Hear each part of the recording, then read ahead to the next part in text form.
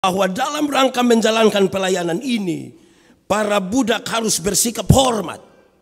Harus. Para budak itu harus taat. Bahkan harus menunjukkan posisi membungkuk, merayap, tiarap kepada tuannya. Kan ini dalam konteks bangsa Israel. Merayap, tunduk.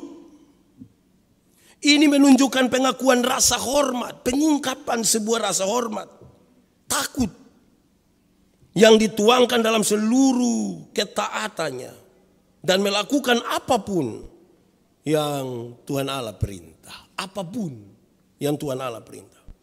Tapi dia pun catatan dasar itu hanya satu. Ingat, kita ini budak. Budak dari dosa-dosa kita. Yang telah dibebaskan, yang telah dimerdekakan oleh Yesus Kristus. Kalau begitu, kita berkumpul di sini untuk menyatakan penyembahan sebagai orang-orang yang merdeka oleh Yesus Kristus. Hormat kita kepadanya harus menjadi catatan penting. Kita lihat teks ini dulu. Saudara, pembacaan tadi memberikan kepada kita catatan yang menarik. Satu, jalan masuk menuju ibadah ialah Yesus Kristus. Jalan masuk menuju ibadah ialah Yesus Kristus. Jadi saudara-saudara, oleh darah Yesus kita sekarang penuh keberanian untuk masuk dan seterusnya. Jalan masuk kepada ibadah ialah Yesus Kristus. Karena itu renungkanlah dan lakukanlah hal ini. Satu, keberanian karena darah penebusan dan penyucian oleh Yesus Kristus.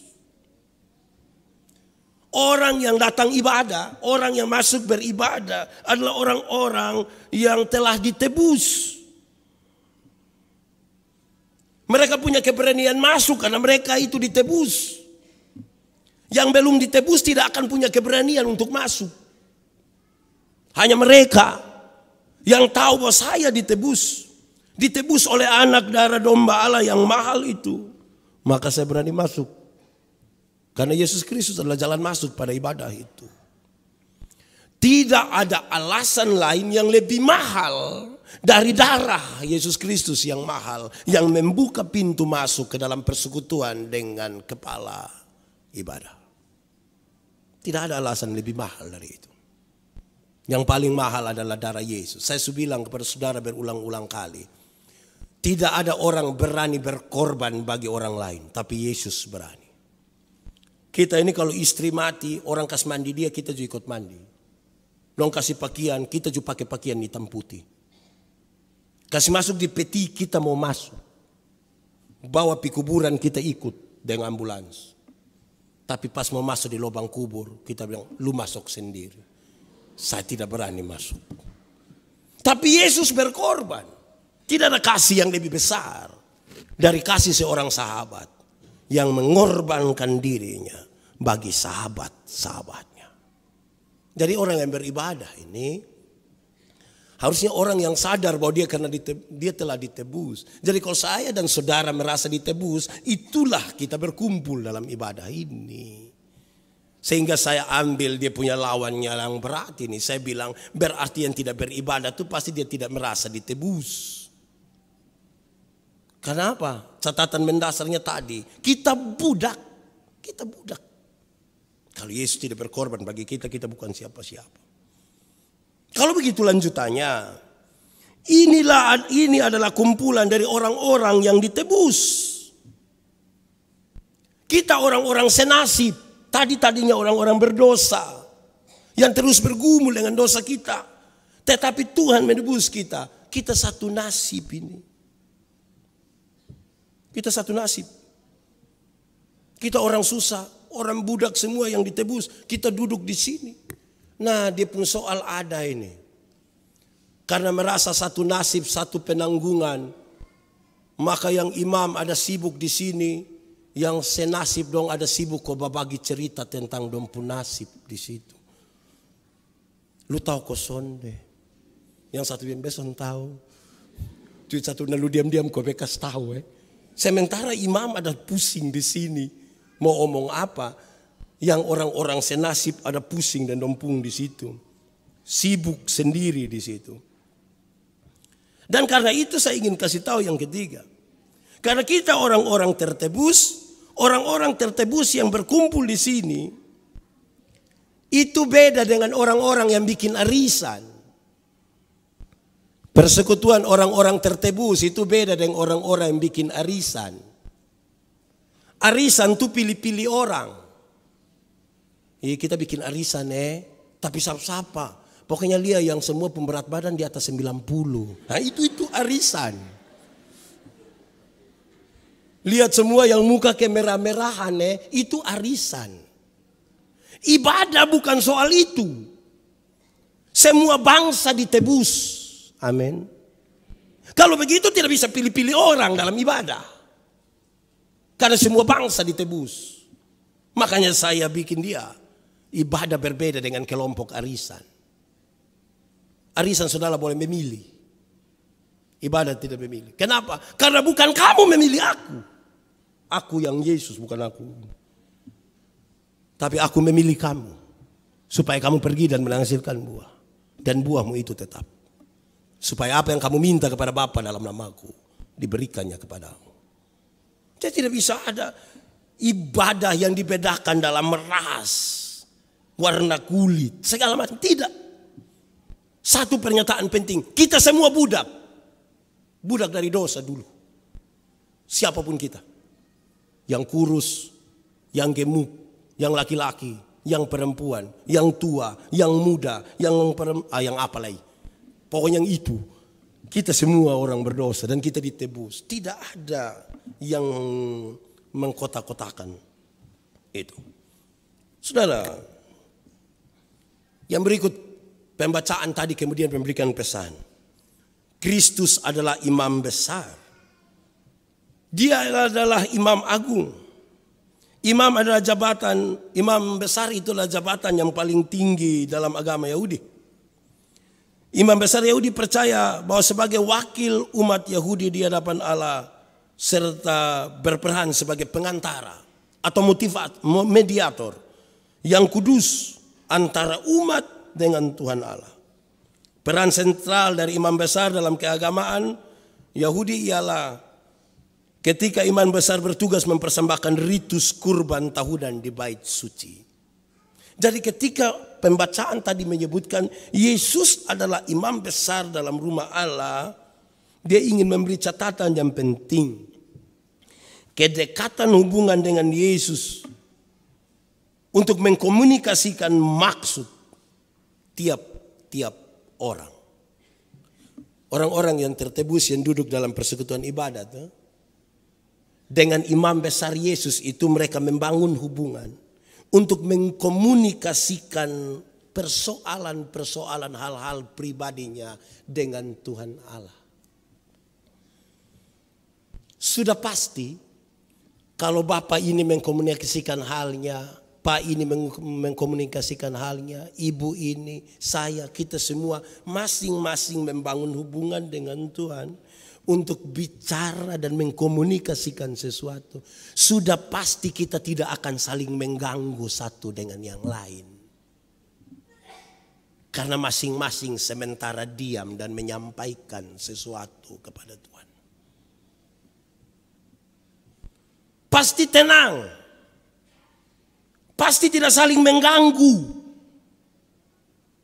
Pasti aman.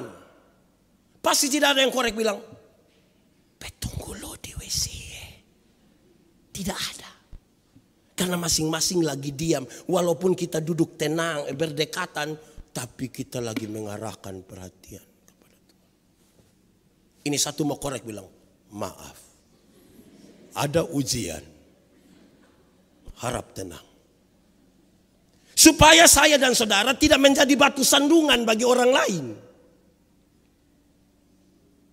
Kita pun batas ibu di sebelah itu mengganggu orang pun komunikasi dengan Tuhan. Duduk-duduk engkau.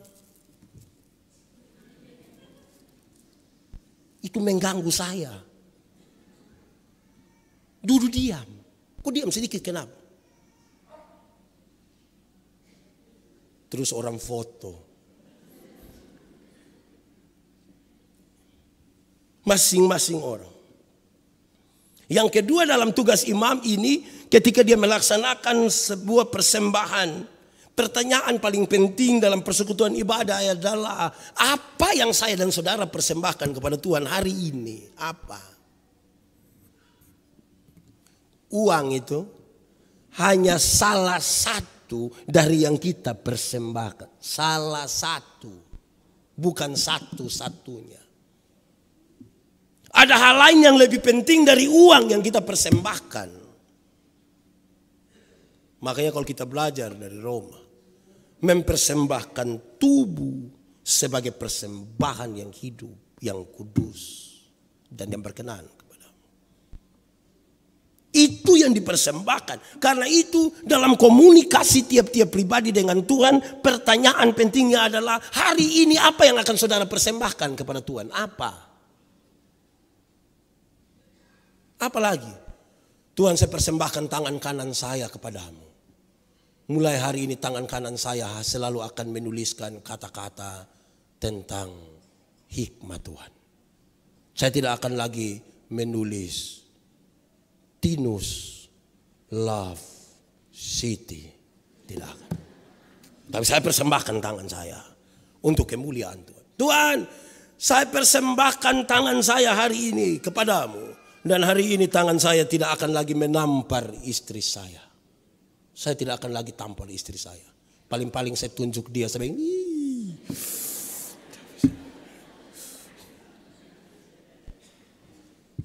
Dan kalau makin banyak saudara ada dalam ibadah-ibadah, seluruh tubuh dipersembahkan kepada Tuhan, amanlah hidupmu, amanlah keluargamu.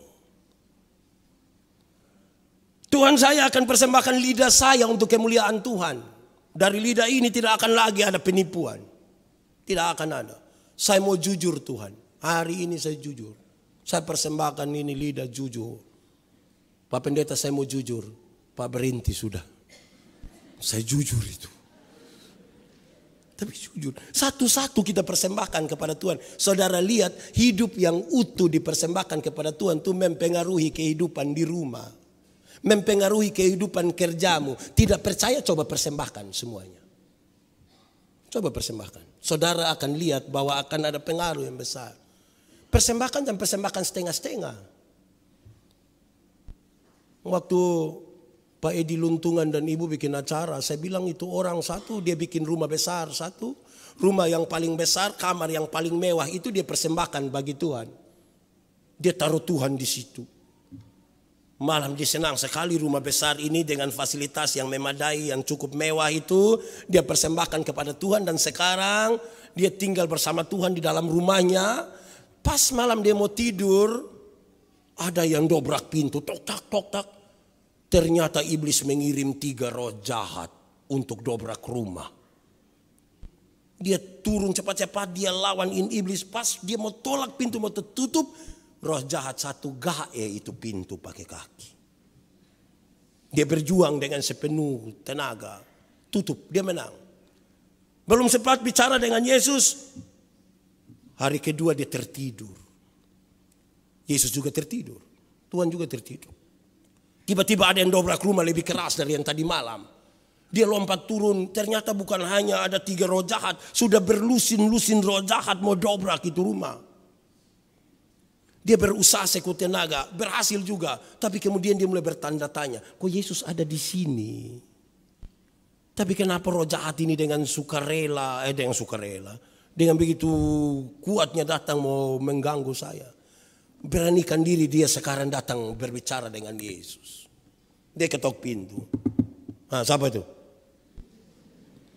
Oh ya, kenapa?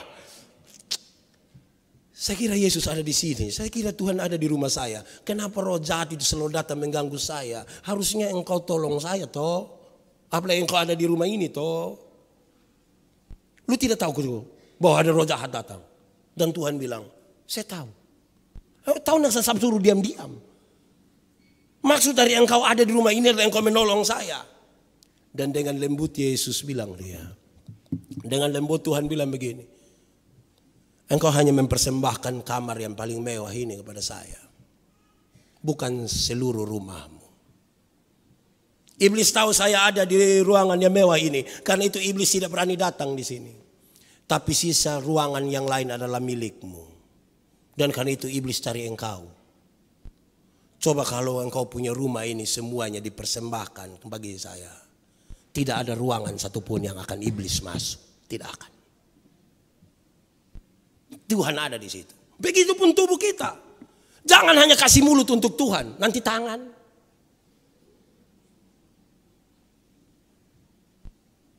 Jangan hanya kasih tangan untuk Tuhan. Nanti kaki. Kasihlah semuanya bagi Tuhan. Tuhan tinggal di dalammu. Bagaimana dia tidak punya pengaruh positif bagi hidupmu. Bagi rumah tanggamu. Bagi usaha-usaha.